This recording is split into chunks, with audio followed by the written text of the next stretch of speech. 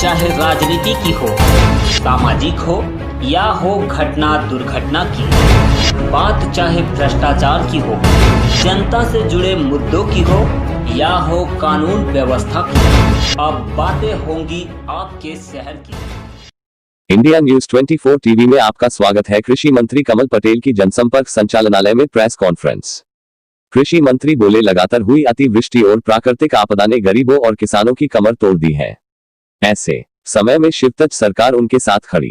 किसानों की खराब हुई फसल और बेघर हुए गरीबों के लिए हम और मुख्यमंत्री लगातार 12 दिनों से दौरा कर रहे हैं। किसानों से पहले यह कृषि मंत्री और मुख्यमंत्री शिवराज खेतों में पहुंचे हैं। उन्होंने कहा कि आपदा के समय हमने फसल बीमा की तारीखों को बढ़ाया गया है।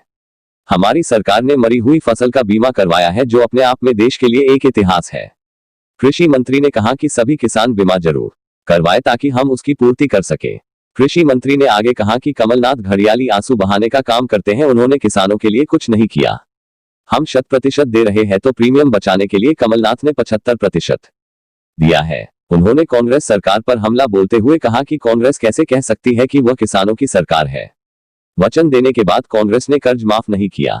हम ज्योतिरादित्य सिंधिया और उनके मंत्री साथियों के आभारी है कि उन्होंने शिवराज को मुख्यमंत्री और कमल पटेल को कृषि मंत्री बनाया। कमल पटेल ने कहा कि कल आखिर तारीख है बीमा कराने की, इसलिए सभी किसान जो बचे हैं वो अपनी फसल का बीमा जरूर करा ले।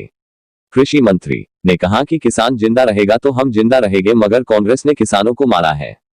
किसानों को हम आत्मनिर्भर बना रहे हैं। किसान को बिना ब्याज पर ऋण दिया जाएगा। किसान पर अगर कोई संकट आता है तो हम उसे प्राकृतिक आपदा मानकर उसे मुआवजा दे रहे हैं। आगे उन्होंने कहा कि हमने अधिकारियों के भरोसे नहीं छोड़ा है, हम खुद ट्रैक्टर में सवार होकर मौके पर पहुंचे हैं। राजस्थान के किसान व के मुख्यमंत्री को गाली दे रहे हैं, उनको शिवराज सरकार के कार्य बता रहे हैं। देखिए, मैं बता रहा हूँ, किसान की खेती घाटे का धंधा है। मैं भी किसान, और इसलिए सरकार का दायित्व होना चाहिए कि किसान को संबल दे, अच्छा बीज, अच्छा खाद, अच्छी दवाई और उसको उचित मूल्य मिले। इसलिए प्रधानमंत्री नरेंद्र मोदी जी ने किसान की आय 2 गुना करने का जो संकल्प लिया है, हमने मॉडल मंडी एक्ट बनाया है। अब किसान मजबूर नहीं होगा बल्कि मजबूर बनेगा हमारे नियमों के कारण। अब किसान, मैं बता रहा हूँ, किसान की जब फसल आती है तब मंडी में एकदम बाढ़ आ जाती है। व्यापारी होते हैं कम, माल होता है ज्यादा, मांग होती है कम, पूर्ति होती ज्यादा, तो भाव डाउन हो जाते हैं। और इसलिए कि जैसे किसान का माल व्यापारी के गोडाउन में आया, वेयर हाउस में रखाया, वो स्टॉक करते हैं, वही 2 रुपए का प्याज 40 रुपए में बाजार में बिकता है, वही 4 रुपए का टमाटर 40 रुपए 50 रुपए में बिकते हैं। तो बिचौलिए कमाते हैं। अभी तक बिचौलिए कमाते रहे, लेकिन अब बिचौलियों को हम अलग कर रहे हैं और किसान को आत्मनिर्भर बना रहे हैं। अब किसान मजबूत नहीं बल्कि मजबूत होगा, खेती भी करेगा, व्यापार भी करेगा, वो वेयर हाउस डालेगा, वे cold storage, food processing plant, उसके लिए उसको बिना ब्याज के 1% ब्याज पर ऋण दे रहे हैं। किसानों के समूह बनाकर खेती करा रहे हैं, कॉन्ट्रैक्ट खेती करा रहे हैं, ताकि खेती लाभ का धंधा बने और जो बिचौलिए कमाते थे वो किसान कमाए, ऐसी व्यवस्था कर रहे हैं। और किसान पे अगर कोई संकट आता, प्राकृतिक आपदा, बाढ़, अतिवृष्टि या कीट का प्रकोप होता है, तो उसको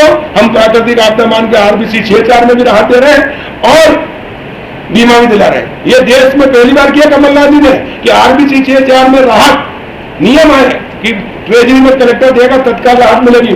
उसमें भी 25% दिया। 1 रुपए की क्षति हुई, मतलब क्षति तो उसकी लाखों की हुई, पर उसको अगर 1 रुपए RBC में मिलना था तो 25 पैसे दिए। आज तक देश की किसी भी सरकार ने RBC में कटौती नहीं की, दिए तो पूरी दिए।